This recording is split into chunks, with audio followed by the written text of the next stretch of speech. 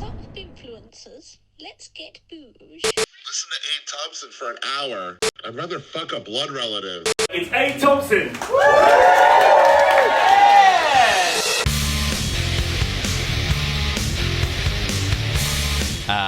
Right, okay, we are connected, we are live. Ladies and gents, welcome. It's Friday night, it's 7:30, which means it's time for the guest show. If it's your first time joining us on Abe Thompsin and Other Disappointments, welcome. Pull up a pew, grab yourself a beer or a glass of wine, roll yourself a bifter, whatever it is that you take to medicate the chaos and depression of the modern world, you just fucking do that shit. I've got my beer, John's got his glass of wine. Strap in for an hour of understated, depressive nonsense. With myself, I normally do a solo show on like a Tuesday or a Wednesday each week. And then on the Friday night, I get a guest in of a similar political sensibility, either an academic, a journalist, a fellow sort of activisty satirist, perhaps. Tonight, I'm joined by the one, the only, returning favourite, John Left of the Countryside. Woo! Hello, mate. How you doing? I'm fucking amazing. How are you doing? Shit, but here, that's the point at present. Good. Yeah, I mean, if you're feeling shit, then coming on a podcast like this, which is Good. all about depression and, shitness, you're in your natural environment, your natural habitat, so...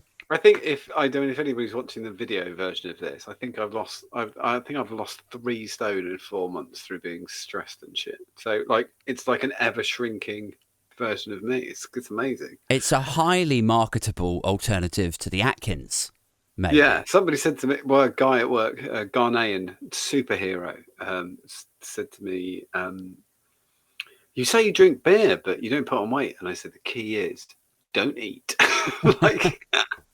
Yeah. It's like liquid diet. It's fun. Like whiskey has no calories. You will die, but it has 0 calories. I mean, there'll be people listening to this and watching us thinking like, I could do with losing 3 stone in 4 months. That sounds like a hell of a weight or exercise plan. So are there any actual tips that you can give to people or? No, don't do this. This is bad. You need to go into ADHD burnout, which is that's the real key. That's what you want to do. Yeah. Fair enough. So it's fine. You can take it satirically. It's absolutely fine. I don't care. It doesn't really. I'll give people a little bit of background because I'm sure that, returning listeners, veteran listeners of the podcast will know you from the several times that you've been on before. But your background, like the first time that you and I sort of crossed paths was on TikTok, where there are myriad. There's a sweet, an intoxicating buffet of left-leaning political commentators, satirists, ranters. There's very few proper ones. I do the more that come on board, I'm like, no. Yeah. Yeah. Do you know what? There's not been so many new ones recently.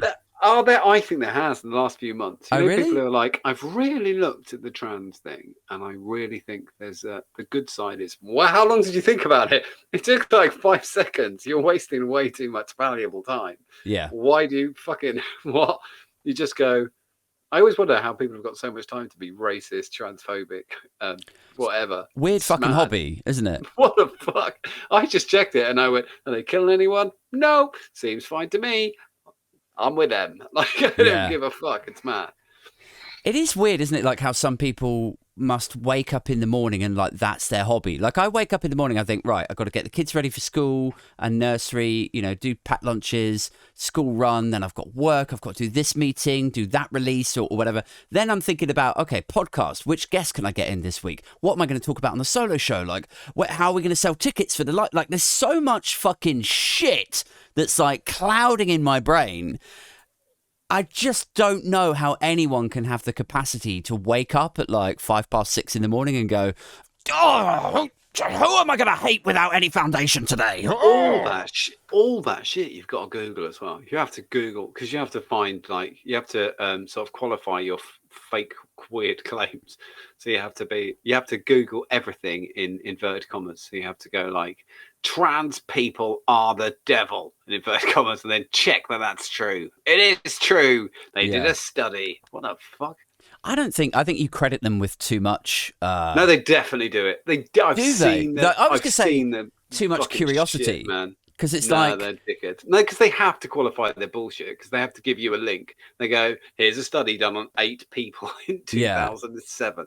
Oh, fuck a do. but my sense was always that they just fucking, saunter onto Twitter or the TikTok comment section. They say something outrageously, ferociously ignorant, and then they just pass the baton to you or whoever, and they go I'm sure I must have bored you with my 90 IQ theory before, right? No, do tell.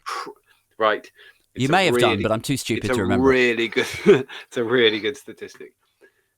The stat is wildly brilliant. It's something like, it could even be, I'm going to go lower, but so someone can prove me wrong by being higher. I think it's something like 3.5 out of 5 people have an IQ of 90, exactly 90. And 90 is problematic because at 90, you're stupid, but you're functioning in society. Yeah. But you are too stupid to know you're stupid. And so you just keep doing things like Googling shit like cashless society, Trump was right, etc. And then you just repeat this gun shit. And they're the people who, when you say, give me some context, they go, you just read it. They just smash the keyboard. I think we did. Did we talk about this? Maybe we talked about it on Voice Note, or maybe it was on a different episode. But I remember. But I did. I literally checked. I wanted to know the prevalence of 90 IQ, and it is far higher than you think it is. Because 100, people don't understand it moves like 100. The average IQ being 100 is always correct. When people go, well, that was true last year. No, it's always correct. You fucked up. But the people with a 90 is brilliant because most people who you like in your job, most people you talk to are probably 120, 130. That's quite normal. My dad's a weirdo. My dad's got an IQ of like 165 or something absolutely stupid, like 169. I'm not claiming to have that. I think I checked mine once. I think it was like 135 or whatever. But if you've got like 90, you're just dumb, but not so dumb you can't function. But you are dumb enough to know you're dumb. It's a bit like, and maybe this is unfair, and I hope I'm not unfairly like pigeonholing. Okay, actually, do you know what? I'm not sorry because don't be sorry. Fuck it, I'm not sorry. When I engage with somebody and I don't want this to sound like snobby or anything, but like when I engage with somebody sometimes in a shop, and not all people that work in shop and retail are like this, but most of the time when this happens, it's in a fucking shop. Like I go in there, I'll ask a question, and the response back will be like, well, yeah, I guess it might be on like aisle 5, but I could check for you. It's like, could you check? Maybe, like, do you know what I mean? Like, there's an impatience. It's like, this is your fucking job. Like, do you think we had this joke before? Like, a piece of stand-up that you've written that's sort of. I'm not an observational comic. Yeah. So we've talked about this, like where you've got a bit, but you can't do it. So you kind of go, I've got this bit, but it doesn't work because I'm not that guy. But this happens when you go in a shop and you ask for a product and somebody goes, I remember specifically, I bought a soda stream, sort of irony, and I wanted a CO2 canister. And the guy went, yeah, follow me, mate, follow me. And I followed him. And then he went, here we go. And we kind of wandered around and we got to this bit where the like drinks, and I'd been there and I was like, I'm a dickhead. I obviously missed it. And we got to a like bit and he went, yeah. It used to be right there. Right. You're like, fuck am I going to do with that? You cock. It used to be there. And that's happened to me 3 times. Once was for a set of outdoor furniture. He took me right the way across the shop. Like we literally walked past every single aisle, everything. We went to the outdoor bit and then we went to this bit and then we kind of went round here. It used to be right there. And I was like, I fucking hate you. I followed you. I'm as stupid as you. Yeah. I remember like when you were telling me last time you fucking like slung your fried chicken. Yeah, I did at the guy in the. I had one actually the other day, right? So Lucy ordered, Lucy's my girlfriend, for anyone wondering. She orders like a food shop, and they come along and they give her mackerel substituted for salmon.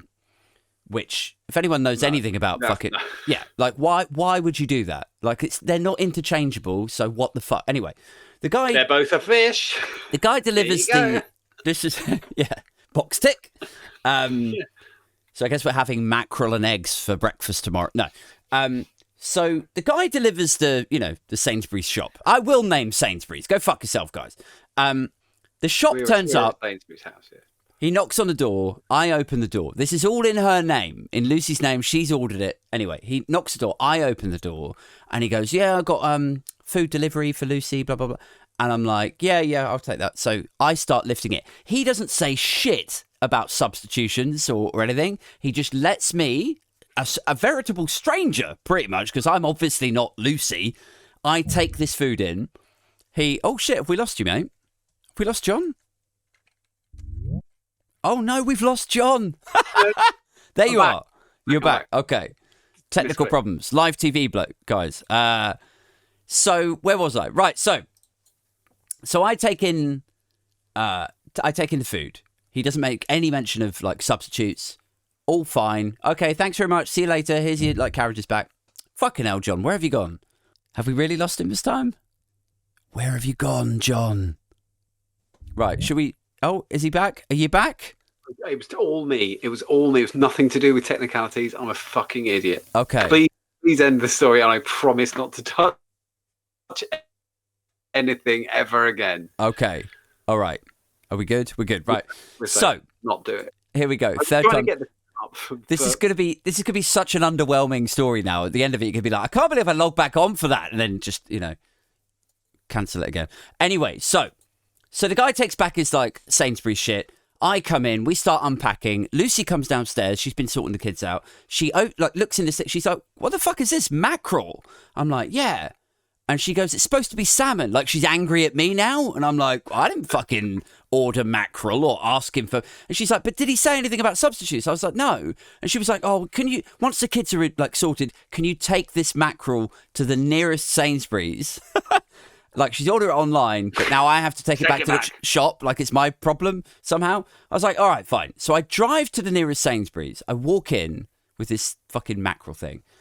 And then I say to this guy, who is of the community that I was referring to earlier, where he's like, yeah, what? I guess you could, so.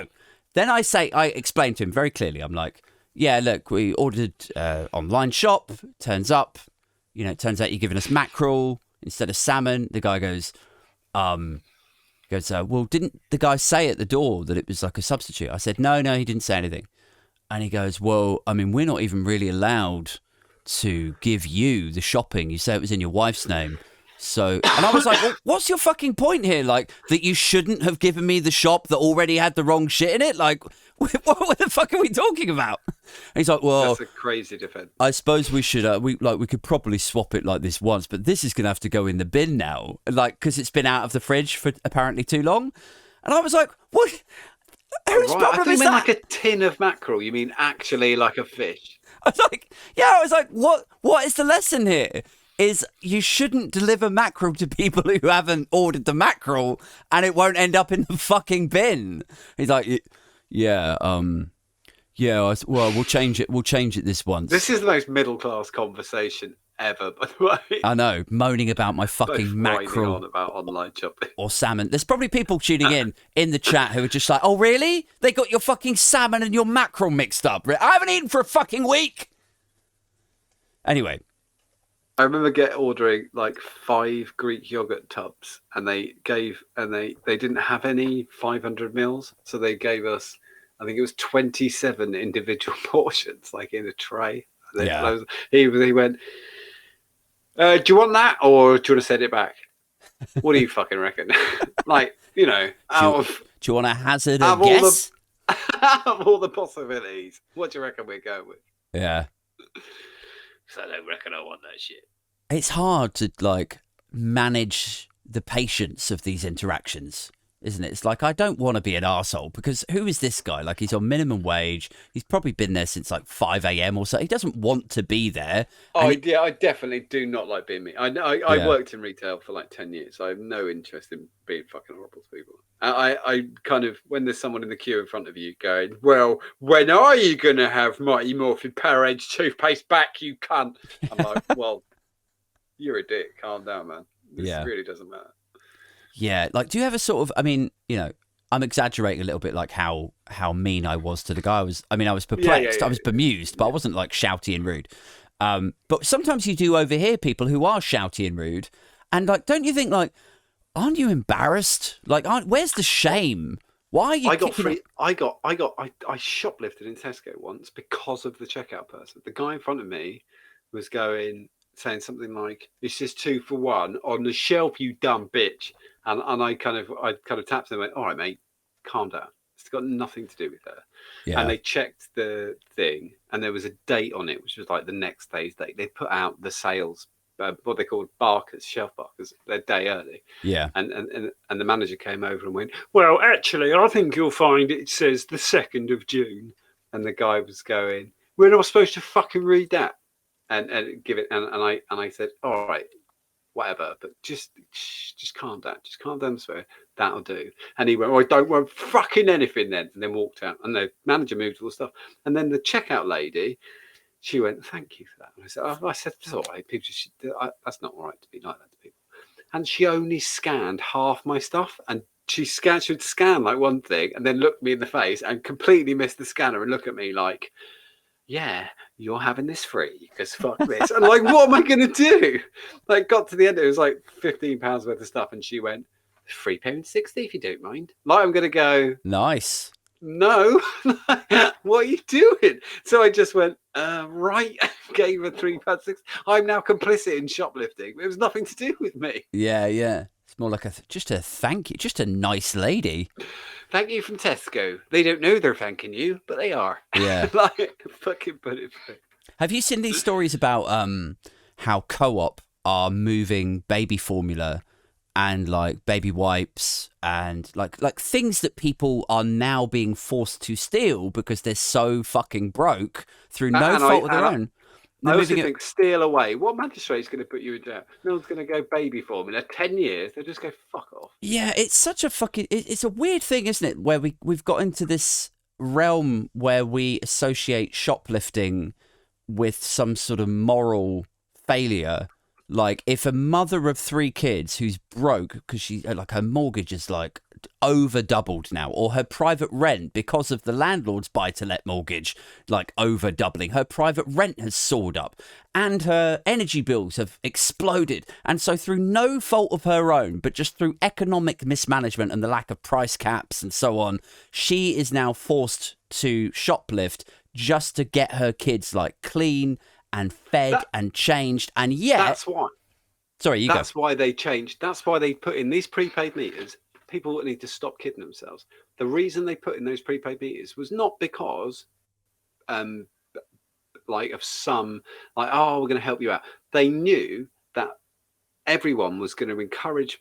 It was disgusting seeing 6-year-olds walking around in 4 degrees in the winter this year.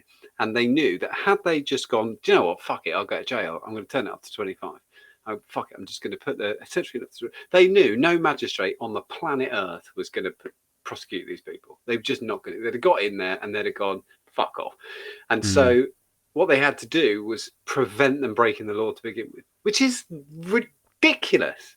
Yeah. Absolutely. Like, if somebody said to me, what should I do? I'd say, fucking do it. Just turn it up. Fucking who cares? Like, what are they going to do?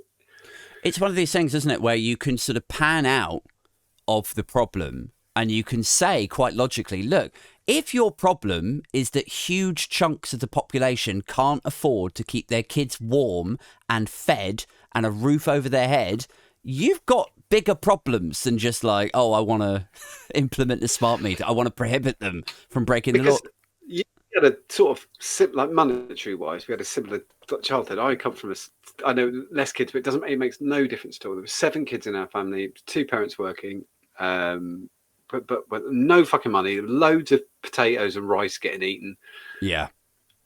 But and I can harp on and say that was my childhood, Mm. and I can say, you know, shit. But comparable to being cold, we weren't cold. Mm. And I think, you know, when a kid's got, you know, when one of your little ones, when they're under sort of 3 or 4, and they've got the shits or diarrhea or shits or they're vomiting or something. It's not that you know it'll pass; it's that you cannot explain it to them what's going on. Do you know what I mean? You can't say, "I know this is rubbish, but you'll be fine." Like when they're 8, you can do that. You can go. They're like, "Ugh," and you're like, "I know it's shitty, I promise, but it'll be okay." But you can't do that when they're 3. And when they're cold, it's the same. There's no explanation. Like because their language, etc., don't have that vocabulary. But not only that. It seems unjust, even when you're a kid.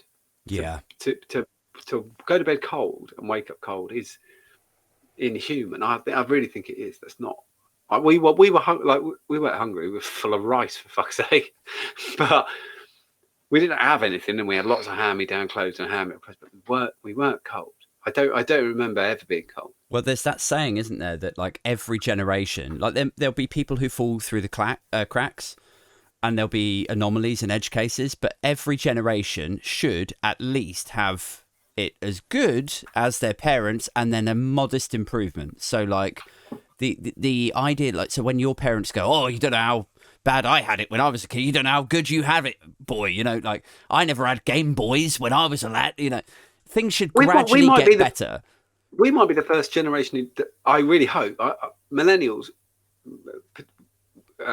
Should never, and the end of Gen X, we should never forget those things. I won't accept from fellow millennials when they have a go at Gen Z, you know, and they're like, "Oh, why are they moaning?" Because they fucking should. Burn shit, break shit. I might be too old to run, but I will happily trip people up and serve drinks. And I wholly agree with your point. Mm. Wage stagnation. Do you know what wages, minimum wage between 18 or 16 and 21 has gone up something like £1.20 in 26 years. What in the motherfuck are we doing? Yeah. And yet there are people who would still turn a blind eye to the maths of that and go like, "Oh yeah, well, like the minimum wage and like in real terms, like people's earning potential has just stagnated and just very modestly gone up." Well, what does that tell you? That tells you that because the cost of everything else has gone up substantially, that in real terms, people's lifestyles, their work-life balance, the number of hours that they work, the facilities that they're able to opt into, everything else has gotten shitter. And frankly, it's really fucking insulting when like the older generations, I'm saying that, you know, generally, not every granddad or grandma is like this, but when typically the older generations are like, "Oh, you bloody whippersnappers, you just want it added to you on a plate, don't you?" It's like, would you fucking listen for one second? And the excuse for the things they notice is ready served. So they'll say things like, "Oh, when I were a kid, there were loads of people in the pub, always people in the pub. You go in there now, it's empty. That's because of the smoking ban." No, it's not. It's because they can't afford to eat Tic Tacs, you fucking idiot. It's got nothing. Not paying £6 for a pint of Peroni, you old cock. What are you doing? That's why they're not there. Like, I go in the pub. I know. Again, very similar sort of thing. Wednesday, Thursday, Friday, Saturday, pub club. Like, that's what we were doing. My rent was £50. I always had, you know, you were always out drinking or you were in the club or whatever. You went out with £25 and you came back with a fiver. And that's not me being reminiscing. A pint of beer has gone up, it's quadrupled, and wages haven't. Why aren't people buying beer? Is it because they can't smoke? No, it fucking isn't. Yeah, and or it gets like marketed back like, "Oh, Gen Z are just really health conscious now." You know, they're all yeah. Their I've seen that so many Instagrams. times. They don't drink so much. You know, they're more into their bodies, guys. That's what They're it's all doing about. way less cocaine. They wish they could afford cocaine. That seems brilliant. But what actually happens, I think, on the shop floor is I think they go around to each other's houses more just to kind of hang out. I think they go to more illegal raves than we ever did because they're cheaper. But yeah, like the absence of kind of pub culture is something that you would think would sort of glare, like, obviously to people who used to and now still do. Like, I still go to the pub occasionally, Thursday night, I was finish there work. earlier. Oh, really? Yeah, so, like, yeah. people of our generation will still go to the pub, but people of, you know, the younger can afford generation, yeah, they won't fuck with that. You know, they're earning like 22k, 25k after tax, after your rent, after your energy bills. Who the fuck at that age, when everyone's telling you got to save, try and get a house deposit together, try and get help to buy, everyone's telling you to save. Who the fuck has like 120 quid to go out on a night on the town with the lads? Nutty. Absolute bollocks, isn't it? Yeah. I you know that thing, you shouldn't judge someone before you walk a mile in their shoes. I mean, fuck that. Just look at the shoes, you stupid prick. I'm so bored. I was talking to some. There's an apprentice at work who's sort of 32, and he was talking to a couple of younger ladies last weekend, and their aspiration of a mad amount of money is so small. Like, it's like when you're getting paid, and this is absolutely, if you're getting paid this, it is not, it is incorrect. It's not unfair and unjust. I think she was getting paid like 16,000 a year. So her insane amount of money is just the average, like at work, like the bottom end of the average. And she was like, I can imagine when I'm your age, I'm going to get paid this. And I'm like, how the fuck? Like, when I was a kid, you'd go, I want to be on 250 grand. Yeah. Right? But this was nothing. It's like, she was like, my life will be so much better. And I was just thinking, yeah, it won't. You just be paying more bills and everything shit. And but how, but so many times I've thought over the last few years, like, house prices aren't aspirational. They are condemning. You just don't even try. There's no point trying to save up for 10% of a £400,000 house when you're on 17 grand and you've got rent to pay. You just go, fuck it. There's no point. I'm going to double my Netflix subscription, whatever it's called, subscription. I'm gonna get a fucking porn subscription. I don't give a shit. Gorge on avocado. Yeah, but what is the point? That's not. But it's not. It's not aspirational. You don't go, maybe in 70 years I will be able to afford the shed in that house. Yeah. I mean, you just quit straight away. The older I get, the more sort of I'm slightly more optimistic about what could be achieved with property with like younger people. So if you are in and around London and you're on, like, let's say some sort of grad scheme, you're on 30k, 35k starting, your rent is going to be atrocious in London. But on a 35k salary, 4.5 times that, if you could just scrape together 5 grand over, and get on Help to Buy, and then buy a place in, like, Fuck Help to Buy up north. Oh, I know. Obviously, I've been through the Help to Buy processes, but I just think if you could buy a place in the Midlands. Are you at the point? I'm at the point now with. Let's be serious. We need a property price correction, and I think, 4 or 5 years ago, I was saying loudly 20%. Like, there's just to make it. I know that I'm not trying to make your life shitter or anyone's life shitter, but like, I'm at the bit now where I don't care that 20% sort of has to happen, because there's no. I think it'd be more. But there's no fixing what we're currently doing. If we bring back, because the banks, I think every sign is there that the bank is about to go gung-ho 100% mortgage, gung-ho 125% mortgage, fuck credit checks, because they are greedily the idea that you have to beg banks to lend fuckwits money is ridiculous. They love fuckwits. They are gobbling there like that at the door. Give me some fuckwits. They fucking, oh yeah, as many fuckwits as humanly possible. That's what they want. Yeah. But yeah, it's, what about Div got an Audi and he's on 15 grand a year? Yeah, well, does he need a mortgage? Like, what the fuck? the only problem with lending to fuckwits is like the bank always wins, right? That's the first thing. So Always, and the shareholders. So when the bank lend, let's say it is a person with a tricky credit rating and a bit of, checkered history to them. They've defaulted on some things before and they sit at around a D or an E or whatever, however the credit rating stuff works. Now, if they borrow 200 grand off the bank to buy this 1-bed flat and then they default on it, then the bank will recoup that asset, and in the time that the idiot has fallen behind on it, the asset will have still grown in its capital value. And they still owe the bank the whole value, because that's how it works now. They not only do you get the asset back, they still owe 200 grand of a house that no longer is in their possession. Yeah. So the bank owned the asset, and this person still has the debt with them. Amazing. But what I'm saying is like that transaction, that instrument, if it's just isolated between the bank and that person, it's not even really that damaging. Like it's the guy buys the flat, it doesn't work out, then the bank take it, and well, he had a credit problem anyway. That's the old rating that we used to do. We just go, that's shit, but we bet that you'd pay it. You bet that you wouldn't. You were right. We're a couple of cunts, but at least we've got a little bit. We got a bit of money, but yeah. But it only becomes problematic when the banks start doing what they were doing in the noughties, which is where they take this guy's instrument, that guy's instrument, then 10 more guys, then 100 more, then 1,000, and then they chuck in some junky ones in here along with a few like. But they do the minutiae of that constantly. Huh? All the Audis, all the fucking Audis on HP, all the fucking hot tubs, all the big TVs, they're much smaller. I know what you're going to say, you build a bond. We're talking about hundreds of thousands and millions of transactions that make these bonds. These bonds these junk, garbage, shit bonds still exist. But now the transactions within them are so infinitesimally small.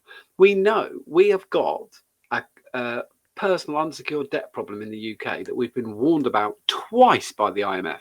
Twice they've gone, "You're right, Rishi," and he's gone, "Yeah, what do you want?" And they've gone, "Oh my God, stop lending people money. They're fucking stupid." And then he's gone, "Well, we'll do it next week." And then they literally had to go back. It was like second week of the pandemic. They went, "I know, big pandemic and all that shit, but yeah, if you could maybe tell banks to stop lending fucking idiots money because 50% APR is demented." Yeah. And he went, "I'll be right on to that." And now we're 3 years down the line and we haven't. It's not that we're out of it. It's that the IMF can't even be asked to waste the paper in warning us that what this garbage. It's like something like £900 billion worth of unsecured personal debt. Yeah. I mean, I like the idea. Nuts. I like the idea that the IMF like knock on Rishi's door again. They're like, should we do this dance again? Don't sign off anymore. Yeah. I'll get right on that. Yeah. Like another 3 years go by, another 3. Yeah. I think something involving unsecured credit and something involving a housing correction, you call it, I call it a crash.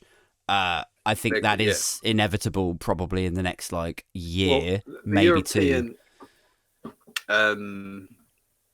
Audit called British housing in like 2014 vastly overpriced. That was in 2004. Yeah. I like the fact that we went, "You think that's vastly overpriced? I'll show you vastly overpriced, you European fucks."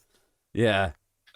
It's nutty though, isn't it? Like it's completely unsustainable when you've got a working population who have to get on the ladder. And even if you start comparing us to other European countries where, home ownership is not quite the obsession as Germany it is. Don't give a shit. Yeah. Switzerland, no fuck shits to give. But those Sweden, no. countries have different buy-to-let rental laws. They have rental caps. Long-term lease. Yeah, they don't do buy. So it's apples and oranges, right? So if we're going to continue down this route, we need some sort of, like I was saying about 6 months ago, I was like, I don't really see any way out of this other than a Sunak or a Starmer radically embracing some sort of like post-war house building effort, like a real, like 3 million houses built. Yeah, the fucking Sunak the other day said, "I'm going to build 300,000 houses," and the idea was we're all supposed to go 300,000. You mad bastard! Slow down. I was just thinking because weirdly, there's this odd rule in maths that says build fuck all, it crashes. Build enough, it crashes. What you actually want to do is just tease the market. You want to build not quite enough. Yeah. Constantly build not quite enough. And then you build this is what I was talking about when things are not, that's not an incentive for you to try and save money. If there's no houses, you literally go, there's no point. We all quit. Yeah. Fuck you. We're not doing it. No one's going to apply for a mortgage. Kiss my dick.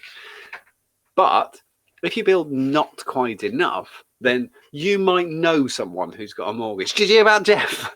Jeff, my second cousin sister's brother, his mate got a mortgage. And they go, whoa. Wow. I might be able to get one day too. Yeah. Like there's a prestige. Yeah. What? John got a mortgage? Oh my God. With these mortgages, you are really spoiling us, Ambassador. Yeah, I mean, I hoped that when they failed spectacularly for the 13th sequential year to build the right number of houses. Blair didn't do it either. Yeah, no, well, I think it started with...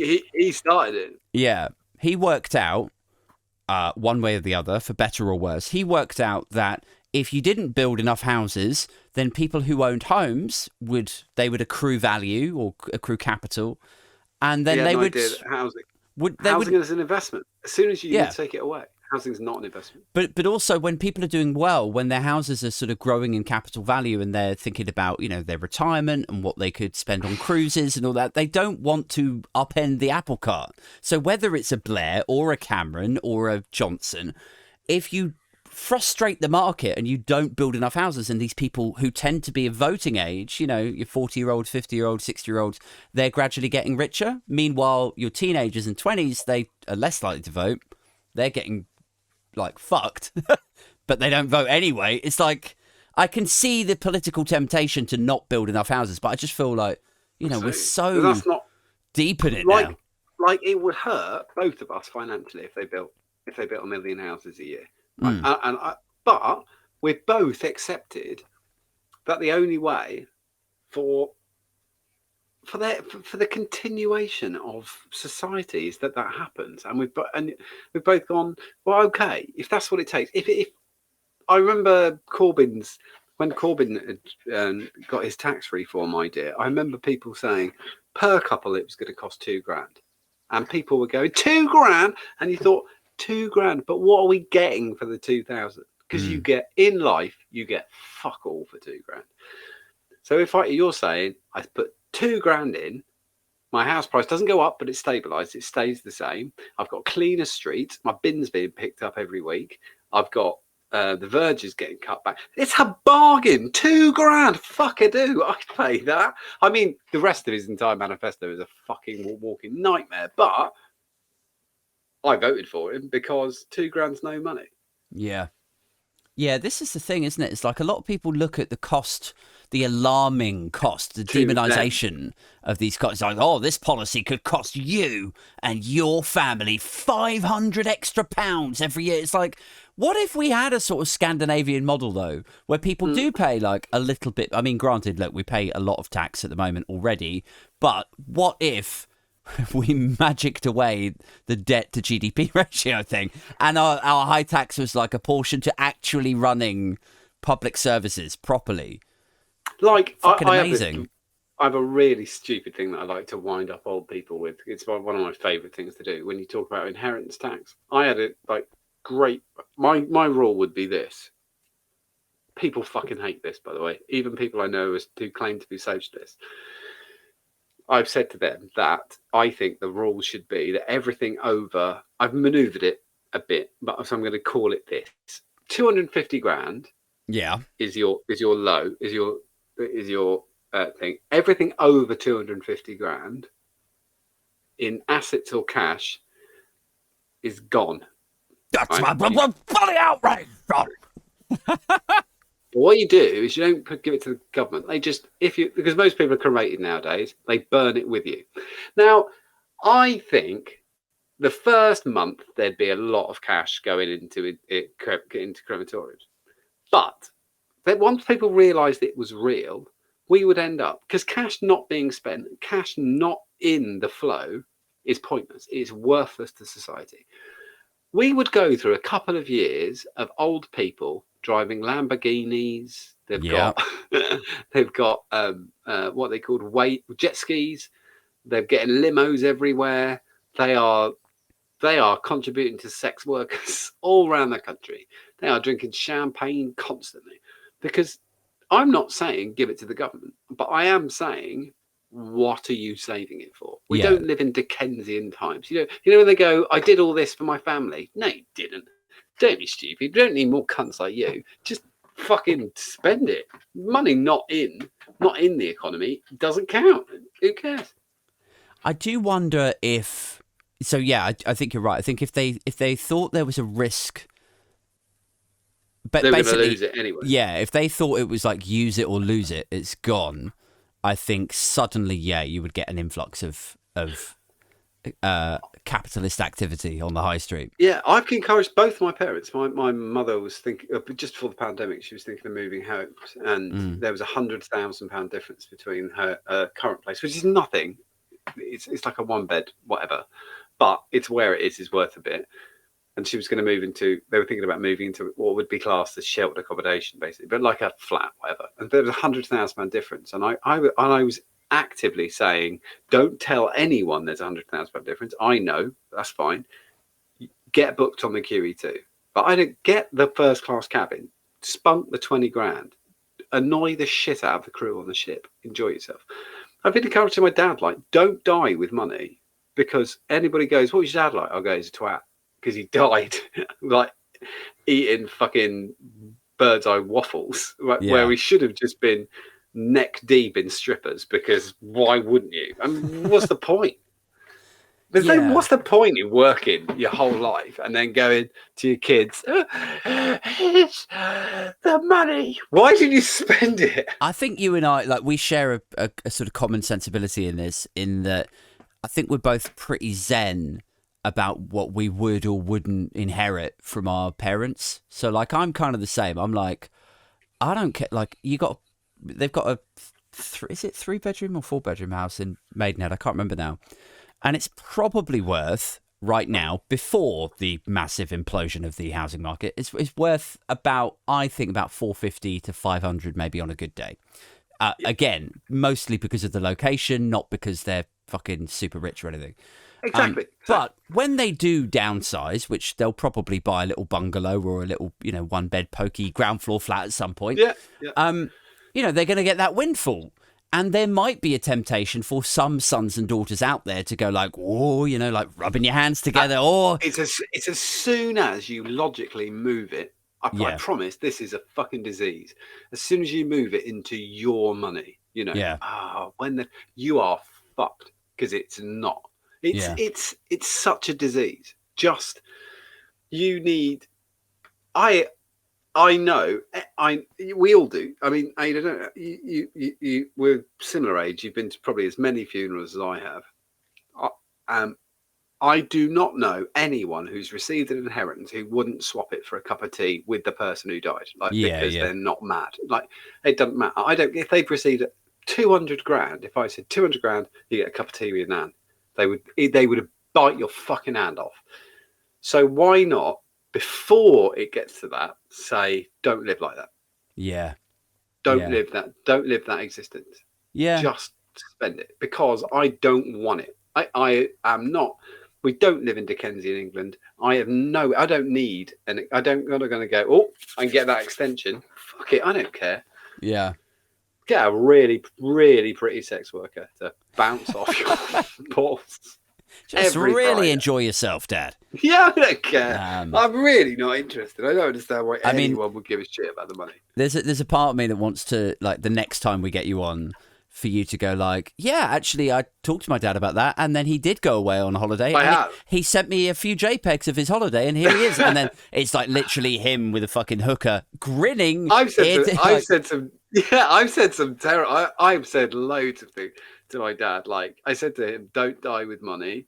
I don't want your money. But when you kind of like, I need a joke at the end. And I said, don't fuck about though. Get a Carl funeral fund, because I don't know which colour bin you go in. And that was literally what I said.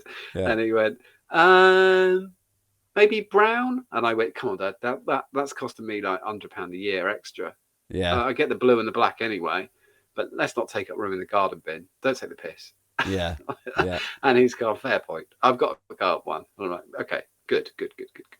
What would you spend your last, let's say you downsize at some point and you end up with a windfall of 100 grand. What would you do in your last year with that 100 grand?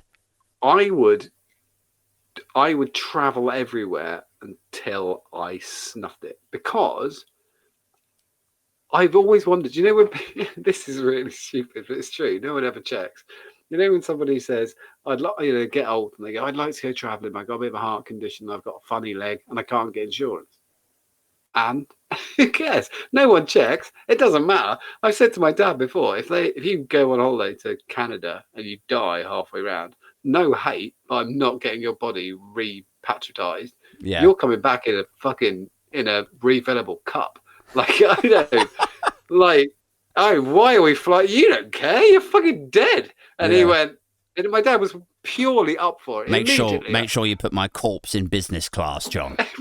I was like, you're going hand luggage. And he kind of went, yeah, no, I don't get it. Like, what the fuck? What are we putting him in? Like, we've got a wooden box and we're going to put a flag. Whoa.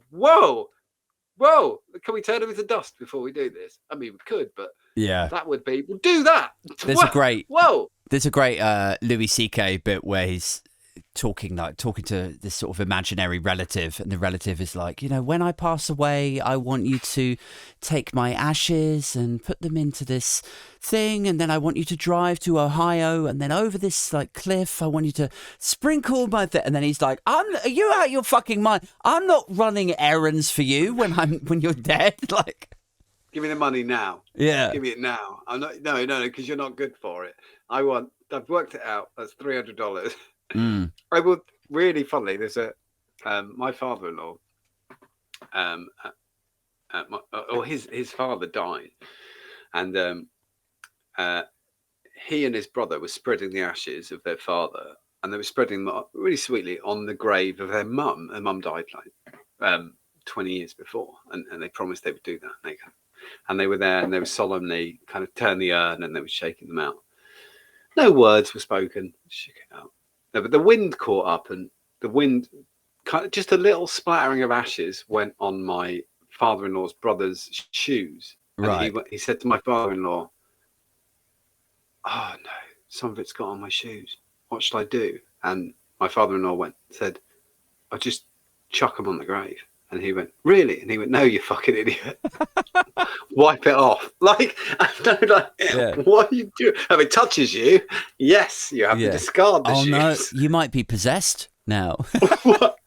Why is Pete naked? I don't want to talk about it. It got really difficult. It was a real windy. There's a lot of rain. It's on your shit. Oh, yeah, you got to strip completely naked. Completely naked, throw them. Yeah, I really just loved the fact. I liked my father-in-law just did a me, just didn't slip character once. Just went, chuck your shoes. Really? Yeah. No. No, you fucking idiot. I don't know, man. Like, I would, if for my last, like, let's say I knew that I was terminally ill, and then I got some sort of windfall of 100 grand. I think I'd probably do something really fucking mad boring, like as in predictable. Like, I would take my kids to Disneyland. Oh, I love it though. That's great. That's exactly what you should do. Yeah, you're right. Eric Davison in chat said, "Oh yeah, have you two any idea how to deal with asylum seekers? Can't we bring them in through the tunnel?" I know it's the weird vernacular thing. Asylum seekers are perfectly legal. Mm. They can still come in. I know what you mean. I'm really getting bored of Suella Braverman's. I know her name's Braverman. Her name is Suella, not Suella. This is now to the point of ridiculous. They're just trying to draw everyone's attention away from the real problems in the UK. I mean, to the point of it is mind-numbingly stupid now. If your electricity bill, has gone up 700 quid or £1,500 a year, and you're getting paid fuck all, and your rent has gone up 300 quid, and your shopping has gone up £50 a week, and you're worried about asylum seekers. And this isn't you, by the way, Eric. They're literally taking the piss out of you. If that's what's your biggest concern. But the wild thing is, people they don't really care about this. Like when they put it into that 5 pledges bullshit, they make it sound like it's the people's priority. Well, nobody actually, like, polling wise, nobody really gives a fuck about, like, in the way that they mean. Like, in the inverse, that's true. People do want the government to stop banging on about stopping the boats. They want them to take ownership of the actual problems, of which you were just alluding to. I'm so bored shitless. But it's, in terms of, like, Braverman standing there and saying, well, I'm disappointed in the court's decision and the British people have voted time and again that they want us to take blah, blah, blah. That is completely untrue. Yeah. It doesn't poll well. It's not a priority for people. Most people are more concerned about the collapse of the NHS. And they're literally sitting on this as a polling thing. And talking about this 15-year pledge for the NHS thing today is fucking ridiculous. It's so stupid. I cannot. I wanted to talk about there being 3 years to become a nurse or a therapist, and then having to do a year. I can't. That is too much attention. It will not work. It's impossible. They're lying. You know they're fucking lying. Why don't you bring back bursaries? Then people will study these subjects. Yeah. Why are we fucking getting people to pay for qualifications? Like, it's literally a no-brainer to make education free because they will pay it back in tax. More than that, it's absolutely stupid as fuck to even consider thinking it's a worthy subject. It's not. It's so stupid. Education should be free. University education should be free. It's ridiculous. Well, especially for, like, even if they don't want to make university broadly free, they should make vocational subjects that we are in dire need of filling. They should make those free. They've binned a lot of stupid shit. But even the dumbest, if you get paid, if the average pay in the industry that you're training to be is 40k and over, then your education price doesn't make any difference. That is fucking stupid. What are we doing that for? Any bank, imagine you had the business side. Imagine it was a business, and you said to a bank, "Will you lend me 20 grand to?" And I'm going to earn £40,000 and over, and excess of £40,000 for 60 years. They'd suck you off before they gave you the money. It's ridiculous. The idea, that's not a question. Fucking stupid. Yeah. It is ridiculous that it's a business decision. It's like the asylum seeker thing. You know, when you kind of go, how much do they cost us? How much do they cost us? Negative. They cost us nothing. It is ridiculous. Yeah. And literally even though, like, free. Immigration and asylum are different things, but you can look at asylum within the context of immigration. And if you look at the UK, like, we have a huge fucking labour shortage. Massive. So we should be welcoming as many of these motherfuckers in as possible, going, could you work over here for us? Could you help out here? Like, we'll take care of you. In you come. In your pop. Here we Do you go. want to be a nurse? Maybe? Yeah. I just, the whole thing is so, I honestly feel dumber every time it comes up and somebody says, like, who's going to pay for them? They literally pay for themselves. It's the stupidest fucking. If you went into Pets at Home and said, "Can I have a hamster?" and they went, "We've got a hamster here that's called Ted. It's actually got a paper round." You don't actually have to pay for Ted. Ted actually pays for himself, and he can wipe his own arse and change his bedding. You wouldn't go, "Well, let me think about it." You'd go, "Yes, I would like 7 Teds." Yeah, JC's in the chat. He's saying asylum seekers only cost us money because the system is so backlogged and we have to house everyone pending review. Yeah, so this is a common thing that gets wheeled out. But only in the short term, but in anything over like 5 years, more than pays itself back. But again, it's like, if we pan out of it, if the excuse from the Express, let's say, I'm not saying JC is saying this as an excuse. No, I'm just JC's been good all the way. Yeah, I'm just saying, like, if the Express say, well, it's the backlog, that's what's costing all the money. Well, then it's like, whose fucking fault is that? Like, people on the left and the centre left have been saying for fucking years, don't close the processing centres. You got to open up safe routes. That's how these people get in. They've got a legal right to be here, etc., etc. Then they did close all the safe routes and the processing centres, and now we are where we are. And they're like, Well, it's just because it takes so long. Well, why don't you try fucking fixing the problem, you bellend? Loads of stuff is just nonsense that's become just fact that isn't fact. Like saying, you do know they're meant to stop at their first safe country. No, they're not. Where's that? It doesn't say that anywhere. That's one of their greatest hits. They love to will that and stop. But I don't speak French. Oh, well, go here. I don't speak German either. What do you speak? I speak English. Oh, saucy. You love it, didn't you? Like, what? Yeah.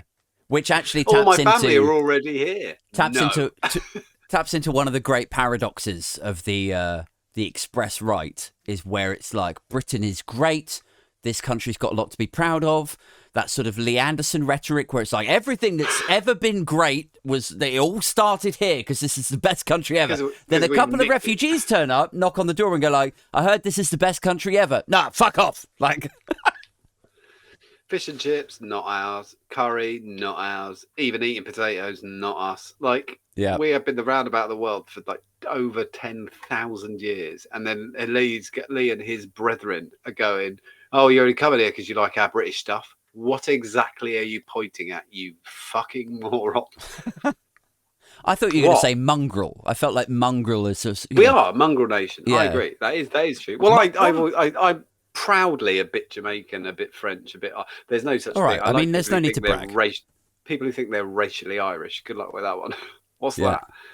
Do you mean white as fuck? Because we're all a bit that, mate. That's me. I mean, in the solo episode I did earlier, I was referring to myself as a sort of haggard leprechaun. Like, my mum's Irish, and I've, I do the joke with anybody who's a friend of mine who's sort of ethnically from another country. I will always go, I actually found out, and this is true, but it's just such a good line. I always use it, and I go, my great granddad was actually from Jamaica. His name's Daniel, and that makes me 1 30-second black, or as it's more commonly known, white as fuck. What? Like, I just wanted, because for a second I can see them kind of going, scraping some empathy, like, and me going, white as all fuck, and they're like, oh, thank fuck, he does know, he knows. Yeah, I know. Yeah, it's bollocks. That's why I did it. Right. On that note, John, thank you so much for joining me and my audience again tonight. Do go and give John a follow. He's on TikTok. He's on Twitter as the On Topic Podcast, but it's like 0 as the O at the beginning.